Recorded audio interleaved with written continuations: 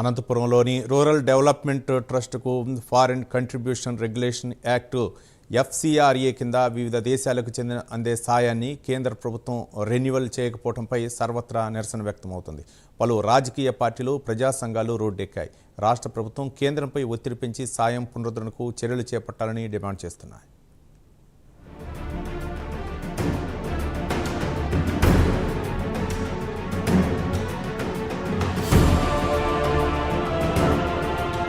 స్పెయిన్కు చెందిన Vincent Ferrer, ఇంగ్లాండ్కు చెందిన అన్నీ ఫెర్రర్ దంపతులు 1969లో అనంతపురం జిల్లాలోని ఆర్టీడీని స్థాపించారు. గ్రామీణ ప్రాంతాల్లో పేదరికం నిర్మూలన, సమాన అవకాశాలు, సంపదను అందరికీ అందించాలనే సంకల్పంతో ఈ ట్రస్ట్ను ప్రారంభించారు.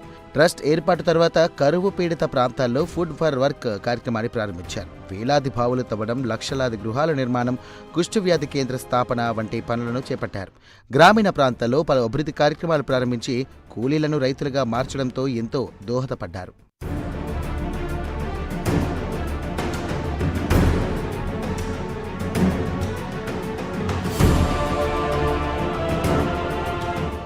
ఆర్టీడీ గ్రామీణ ప్రాంతాల్లో విద్యా సౌకర్యాలు మెరుగుపరచడానికి స్కూళ్లు, మొబైల్ లైబ్రరీలు ఏర్పాటు చేయడంతో పాటు స్కాలర్షిప్లు అందిస్తోంది.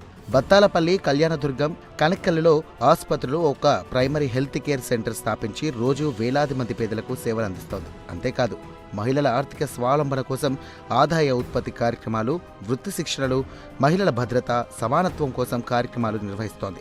వైకల్యంతో బాధపడుతున్న వారి కోసం కమ్యూనిటీ బెస్ట్ రిహాబిలిటేషన్ సెంటర్ స్థాపించి కృత్రిమ అవయవాలు, పునరావాస కేంద్రాలు, ఉపాధి అవకాశాలు కల్పిస్తోంది.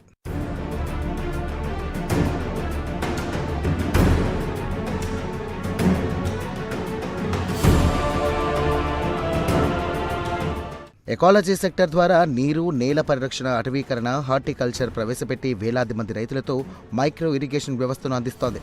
సౌర పలకాల సాయంతో స్థిరమైన వ్యవసాయ పద్ధతులను ప్రోత్సహిస్తోంది. 2012లో ఆంధ్రప్రదేశ్ హౌసింగ్ కార్పొరేషన్ నుంచి గృహ నిర్మాణంలో అత్యుత్తమ సేవలకు గుర్తింపు లభించింది.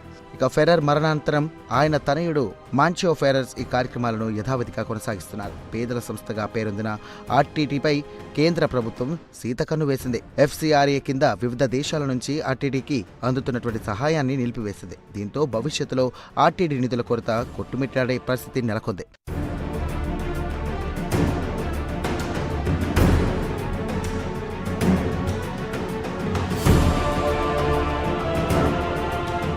కేంద్ర, రాష్ట్ర ప్రభుత్వాల నిధులే కాకుండా నేరుగా విదేశాల నుంచి తెచ్చినటువంటి నిధులతో ఆర్టీడీ ఏపీ, తెలంగాణలో పలు జిల్లాల్లో 4000కు పైగా గ్రామాల్లో సేవలు కొనసాగిస్తోంది. అలాంటి సంస్థకు విదేశాల నుంచి వచ్చే నిధులను రాకుండా కేంద్రం అడ్డుకుంటోందని తాడిపత్రి మున్సిపల్ చైర్మన్ జేసీ ప్రభాకర్ రెడ్డి ఆరోపించారు.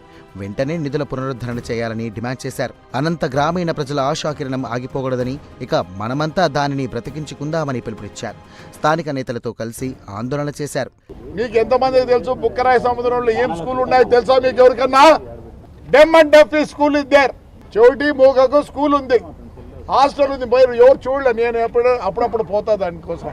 నేను కూడా అన్నం తీసుకొని పోతుండే అప్పుడప్పుడు పిల్లల కోసం. ఎక్కడే మరి ఆంధ్రప్రదేశ్లో అలాంటి స్కూల్ ఉందండి చెప్పండి? గుడ్డోళ్ళకి school, blind school is there. ఏమే ఫస్ట్ ఎయిడ్స్ వచ్చినప్పుడు వాస్తవం చెప్పాలంటే ఎవరు ముట్టుకోలేదు. అలాంటిది ఆర్డీటీ లేకపోతే ఎంతమంది చనిపోయిందో.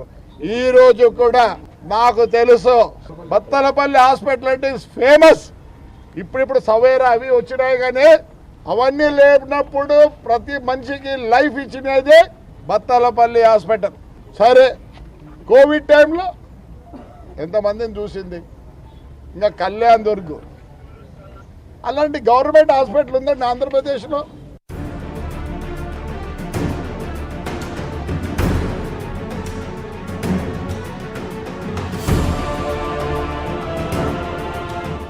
సేవ్ ఆర్టీడీ పేరుతో పలు పార్టీలు అఖిలపక్ష సమావేశాన్ని నిర్వహించాయి. సమాచారం లోపం వల్లే ఈ సమస్య తలెత్తినట్లు తాను భావిస్తున్నట్లు మాజీ ఎమ్మెల్యే ప్రభాకర్ చౌదరి తెలియజేశారు.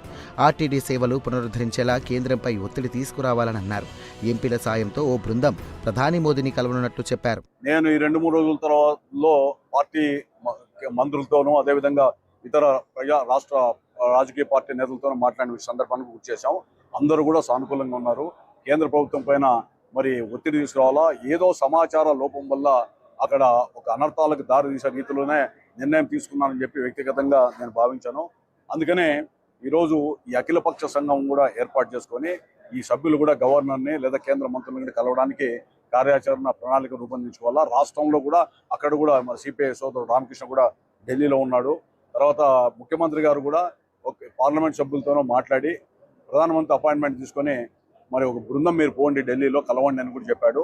మరి అమరావతి 2వ తారీఖు కలవకపోవచ్చు, కానీ ఎవడైనా కూడా బృందం కూడా ఈ యొక్క మంచి లక్ష్యంతో ఉన్నటువంటి దీనికి పోవాలని ఆలోచించారు. ఎందుకంటే చంద్రబాబు నాయుడు గారు ముఖ్యమంత్రిగా ఉన్నప్పుడు ప్రభుత్వ వైద్య కళాశాల అనంతపురం రావాలనుకున్నప్పుడు ₹1 కోటి ఆర్డిటి ట్రస్ట్ నుంచి ఆ రోజు నేను వేదిక మీద ఉన్నా, చెక్ ఇచ్చారు.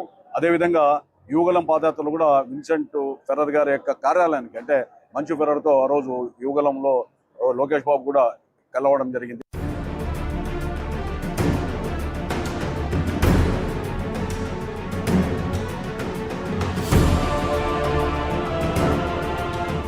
దీనిపై సీఎం చంద్రబాబు స్పందించి కేంద్రంపై ఒత్తిడి పెంచాలని, ఆర్టీటీకి ఎఫ్సీఆర్ఏ కింద వివిధ దేశాల నుంచి అందే సాయాన్ని పునరుద్ధరించేలా తగిన చర్యలు చేపడతారని ఆశిద్దాం.